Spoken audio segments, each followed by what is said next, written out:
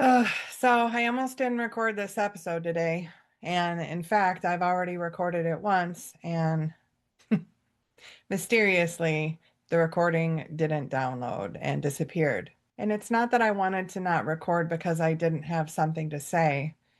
It's because I'm in the middle of something that I absolutely have no control over. So this isn't going to be a high energy episode. It's not inspirational, but it's honest. So, for months now, I've been walking alongside something that I can't fix. And if you've been listening for a while, you know about Simba.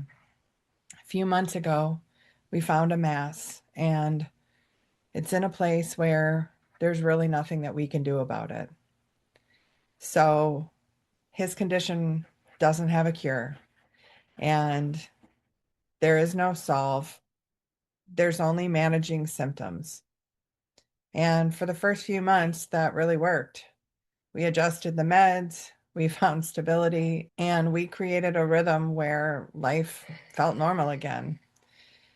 But this week, something shifted, and the medications that were helping don't seem to be working the same way anymore. And when you live with something inevitable, you always know that this moment might come. But knowing doesn't make it any easier when it does.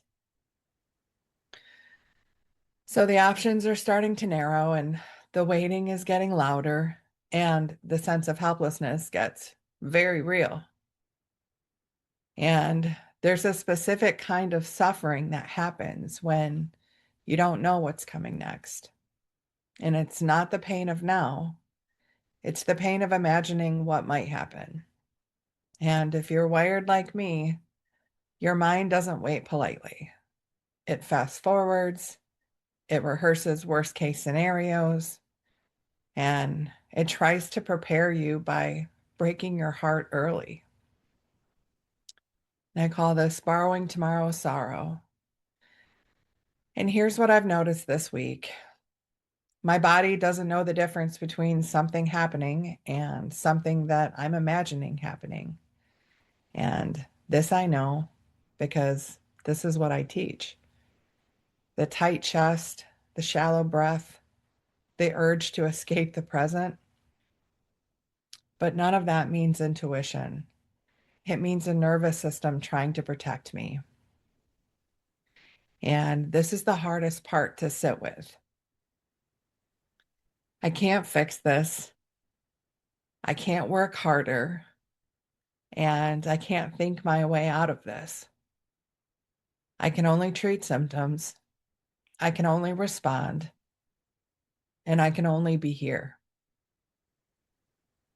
And when you love something so deeply, but don't have any control over how it unfolds,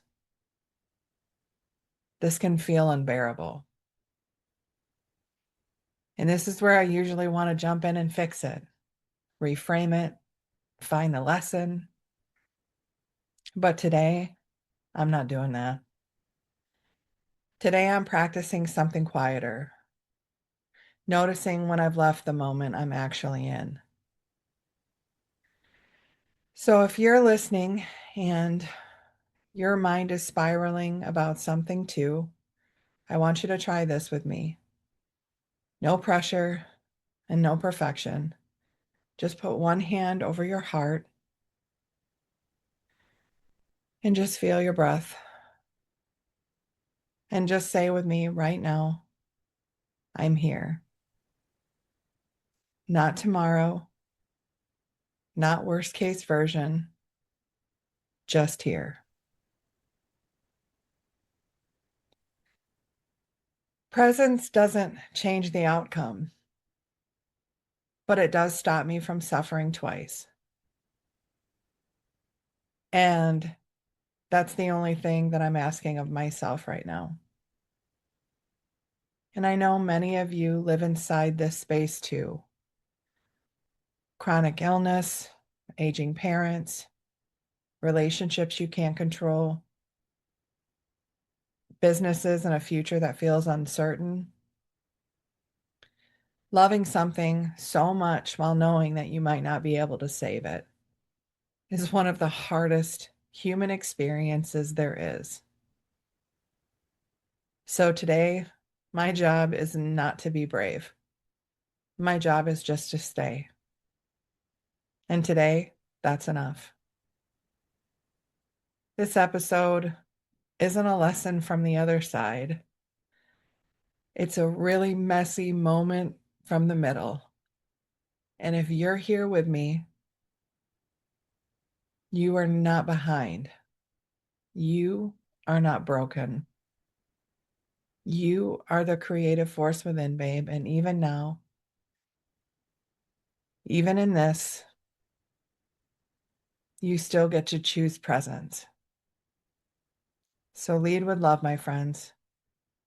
And in case nobody told you today, I see you, I feel you, and I love you. And you are not alone.